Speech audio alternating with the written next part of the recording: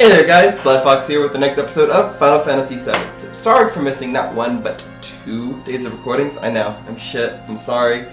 First day life came up, second day I just was tired.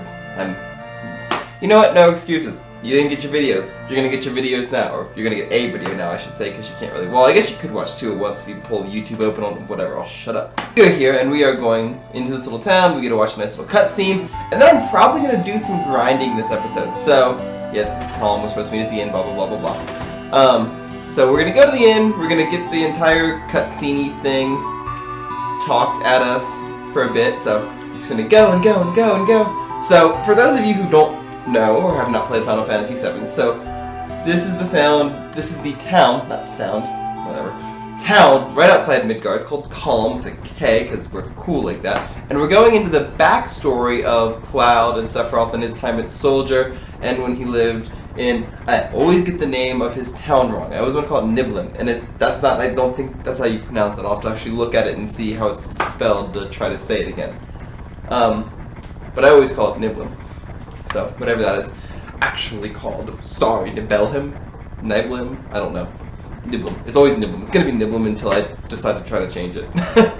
So, as you can see, Cloud, this is back when he was first in Soldier, and da-da-da-da, and now he's working with Sephiroth, and everything is so cool, and blah-da-blah-da-blah-da-blah.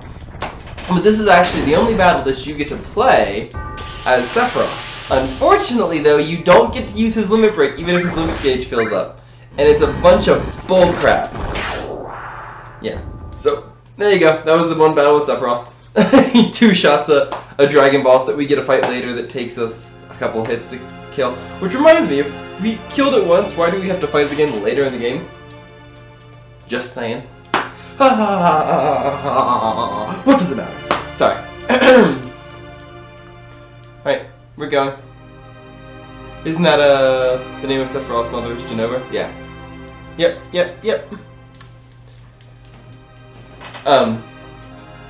So there's some really good backstory stuff here. Oh, you need some lookout, you guys get some rest, blah blah blah. You may visit your family and friends. Cool. So there's a house over here. Is it this one? It's not this one. I'm sorry. It's this one, I think. Nope, not this one either. It's this one! There we go. This is his house. So we went in, he saw his mother, or he thinks he saw his mother. So, funny side note, this is where a bunch of really weird crap happens. As far as story is concerned. So, I don't even really want to go into it too much because it's hard to really point it all out unless you've been through all of the Final Fantasy stuff already. Final Fantasy VII stuff already. So, Cloud isn't who he thinks he is. He is a person, kind of, but he's a creation. Yes, no? It's probably, spoiler alert. You saw that before already, I'm sure, in the edit, but for me, spoiler alert. Cloud isn't who he thinks he is. He's a strange person. And that picture that just got taken is very important because it comes up later and Cloud's not in it. Cloud is not here. This is not happening to Cloud. Okay? I know this is kind of confusing for those of you who have not played this game before, but get into it. Get into the story. Play the game for yourself at regular speed and actually get into the nitty-gritty parts of the story that I'm kind of skipping over because I'm just going for gameplay. This isn't happening to Cloud. Like, that's why Tifa's memory is all skewed and everything happens. Like, this isn't what happens to them. Kind of, sort of. It's complicated. There's a memory here. There's a person in Cloud's place, but it's not the Cloud that we think is Cloud. It's another person who Cloud kind of takes the memory of, I guess, in an easy way to say it. Oh no! Yeah. And Sephiroth just goes into Red's house. So, it's kind of a pointless little thing. Mysterious colored cave, Mako energy. And we can just wait and let Sephiroth just destroy it all. Yeah, Bolt 3 all, by the way, totally OP in this game. Pretty much any of the level 3 spells, if you attach all to them, one shot hordes of enemies until end of disc 2-ish. Because disc 3 is very short. Disc 3 is maybe 2 hours long if you're just playing it like I've been playing this. Not even, probably. Because I mean, it probably took me a good 5 hours to get out of Midgar the first time I played it. Like, it's very... It's very interesting. There's so much more to this game than just the battle and the gameplay that I'm showing you. And part of the reason that I'm doing this in triple speed is so that for people who haven't played the game, they don't get the story spoiled, they just see that the game is cool and see if they like it. Yeah? So if you haven't played this game, I highly recommend that you personally go out and play it, because it's 100% worth it. And if you have played this game and you know what I'm talking about, then you're waiting, like I am, probably eagerly, for the remake, which again, like I've said in earlier episodes, is episodic, and that's a load of bull honky in my opinion, but that's my opinion. How do I get down there so fast? Come on. Yeah, go this way. Go this way. There we go. Yeah. The only hard part about triple speed is the controls are a little wonky sometimes. And because the graphics aren't perfectly, like, aligned and everything. No, it's not possible. That's my mother. Yeah. Cloud. Sephiroth's gonna look inside, and Cloud's gonna look inside. Ah. Professor Gast. Look in through the window. Ah, it's an evil monster. So scary. What is that? Yep. Yep. Yep. Yep. Well, you weren't really kind of made that way. You're kind of an ancient mixed with... Yeah, whatever. Yeah. Oh, no! It's gonna break open and there's gonna be a little itty-bitty monster that comes out. Oh. Sorry. The drama, semi-drama, just makes me laugh. Because there are parts of it that are, like, seriously intense. And then there are parts like this to me in the backstory that I'm just kind of like... And? Like, there's not much to it. Although, the crisis that Sephiroth's having, if you get into it, is actually really, really, really deep. So, he doesn't know who he is. Sephiroth does not. Cloud doesn't know who he is either. He thinks he knows who he is, but he's actually wrong. Which kind of gets you into this catch-22 of which is harder. Is it harder to know who you are, or to think you know who you are, and be wrong? Or is it harder to not know who you are and have self-doubt all the time? And unfortunately, that's where Cloud and Sephiroth differ, and that's kind of the big split between them, because they're very similar in some ways and very different in others. Like, Cloud thinks he knows who he is, and he's very confident. He knows he's human. But Sephiroth doesn't know who he is, and so he finds the library of Professor Gast on here in Niblum, and pretty much has a mental break, because he realizes that he's not he's not normal.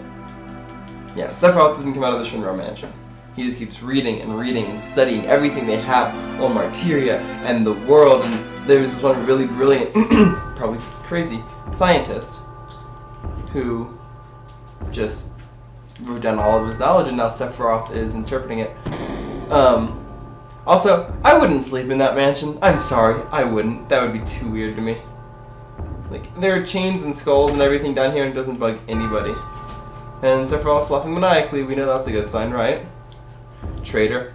Traitor, you ignorant traitor! I'll tell you, this planet originally belonged to the Cetra.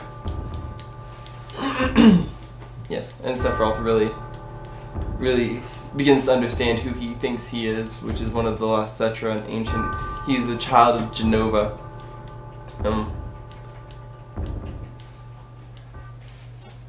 Which is why he's so impossibly strong.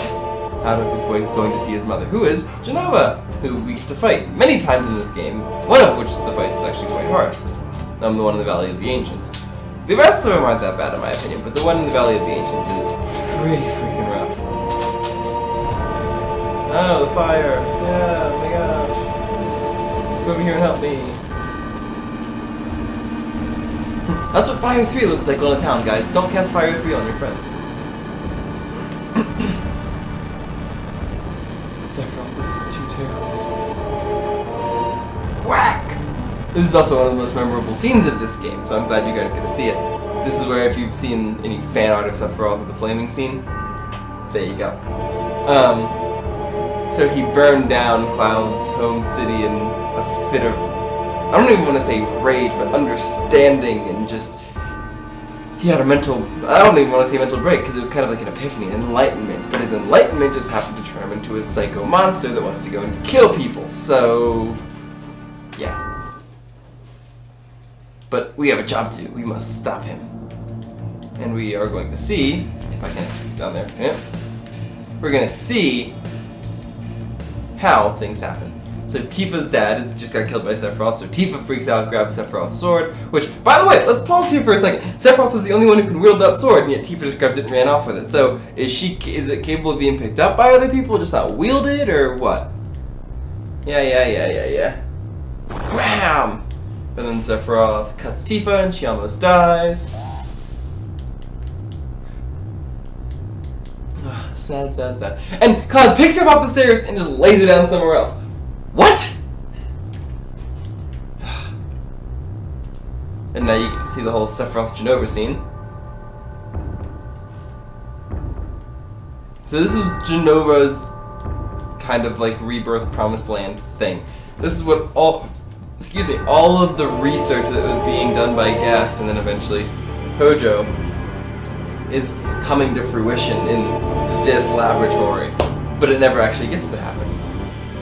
You're stealing the planet from Mother, but now I'm here with you. He has really pretty eyes, by the way. Like, if you actually see the color of his eyes, I wish I had like that blue-green eyes, but I really don't want to be poisoned with makeup and have them, so I guess I'm okay. Oh, she's crying. Here's her blood. Oh no. If you're keeping an organism alive artificially and you rip off the thing keeping it alive, is that really a good idea? But yes, now you get to see Jenova for all of her glory. So she still looks human, kind of. Not really. You can tell there's a person-ish in there. What do I have to be sad about? I am the chosen one. I trusted you. And now you get flashes, and flashes in triple speed. Which apparently goes so fast that they have to stop. If you watch that in regular speed, it goes flash, and the flashes get faster. I guess in triple speed, the flashes are so fast that it looks like they're just holding on one scene, which is funny. And Tifa's alive, right. So they're commenting on how none of the story makes sense, which is the first clue that you get in... It's the first clue that you get in the game that the memory isn't correct. Like, Tifa doesn't remember this.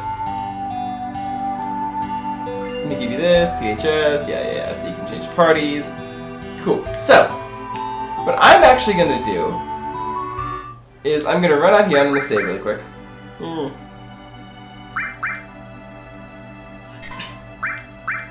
And I'm going to do a bunch of grinding, get all of my characters up to the 20-ish range, maybe, I don't know, we'll see.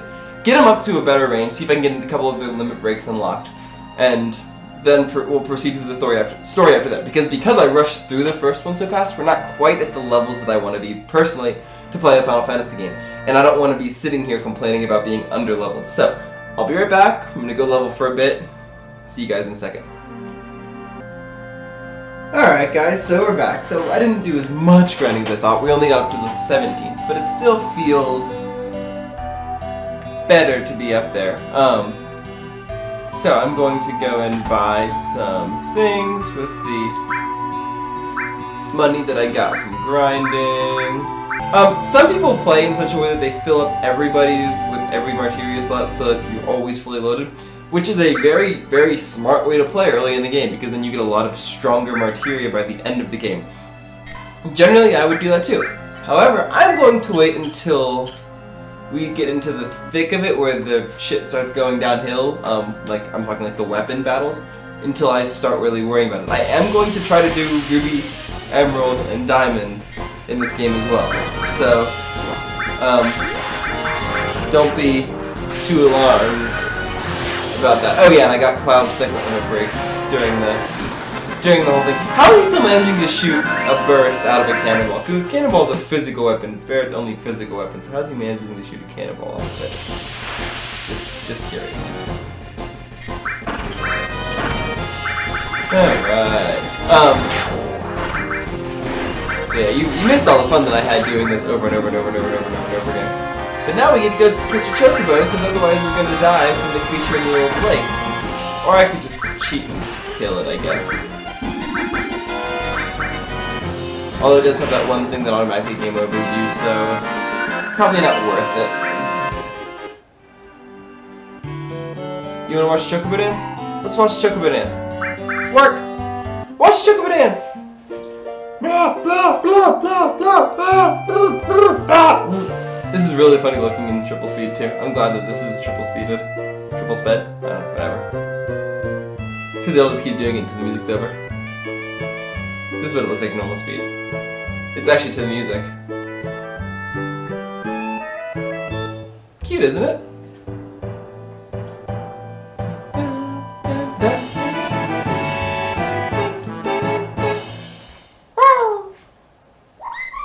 Yay! So you get your first summon martyr out of watching that cute little dance. And we'll give it to Barrett since he's got a cannonball. Okay. And we need to learn about catching chocobos, blah blah blah. Mogo's home, yeah. Okay, blah blah blah blah blah blah. So we go and catch chocobos, so we have to go and buy stuff from the chocobo store. Give me one. Old folks are out of luck. Old folks are a lot of chocobos. Oh. Yep. Not interested. Sure. So we want pantry greens just to buy, because it should only take one shot, hopefully. You know, let's buy a couple extras just in case. There we go. Just in case I don't get on the first shot. I should get on the first shot, but just in case I don't. Alright. Now that's done, we can catch a chocobo. So let me go and actually find a chocobo to catch. Oh, chocobo! I'm looking for you! Hey look, what's that? It's chocobo! Oh my! Item!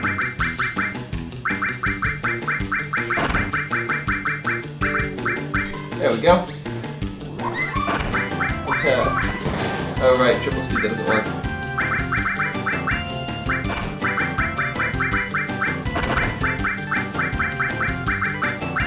There you go.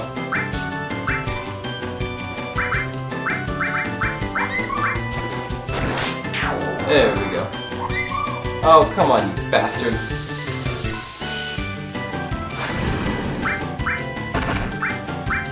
Don't freak out on me, Chocobo. Don't freak out on me, Chocobo.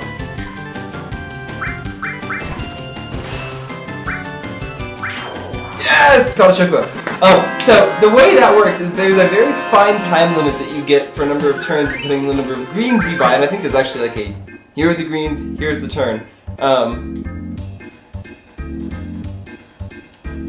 But you can do some nice things on Chocobo, such as outrun this evil thing in the marsh.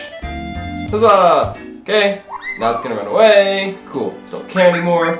Now we're gonna save. If you try to fight that thing, it's really a pain in the ass. You can win. Even though it does have an ability that one-shots you, you can win. It's just very hard at a low level, or unless you're using the cheat codes. But, as you're gonna see, oh look! The thing that we were so afraid of is somehow already dead, yet we just saw it in the marsh. So either there's a bunch of them, or something else going on. Sorry, I'll go back to triple speed now. Alright. Yay, now we're in the cave, so let's get to the cave. There's a couple really cool things in here that I don't want to skip over because they're actually worthwhile, so pardon as I go through all of this. This is also a really good place to get kills, because like I said before, the way you upgrade your limit break is through kills, and this is a really good place to get them. because there's a bunch of weakish enemies that you can just knock out. But they also can kick your butt, as you see here. They can also hit pretty hard too if you're not careful. So, who's got it? Does nobody have cure? Oh, one of you should have cure. No, why none of you have cure? That's really annoying. Tent, neither. Moving on. Okay. Moving on, moving on.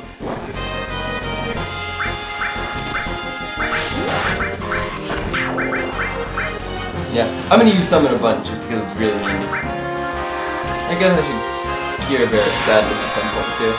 Death blow! Back attack too. If you didn't know, in Final Fantasy VII, the summons actually have a regular attack and then a rarer heavy attack that you don't always get. It's actually really cool. Nope, that cures Fury. Sorry.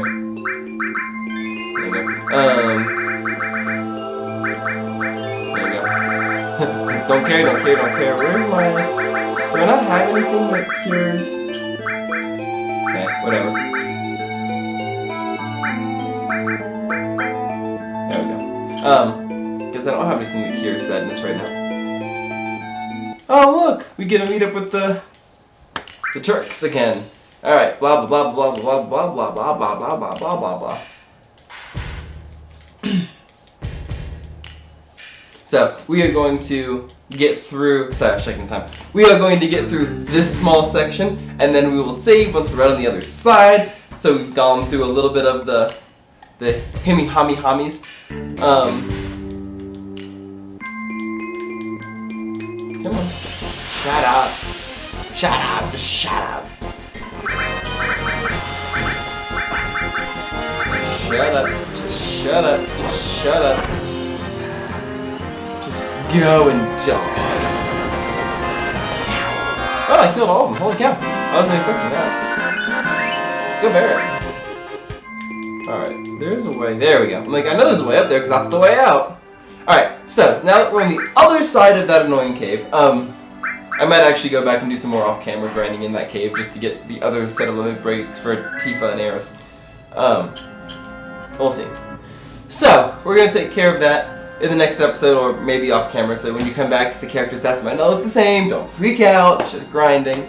I mean, it's a Final Fantasy game, that's all it ever is, right?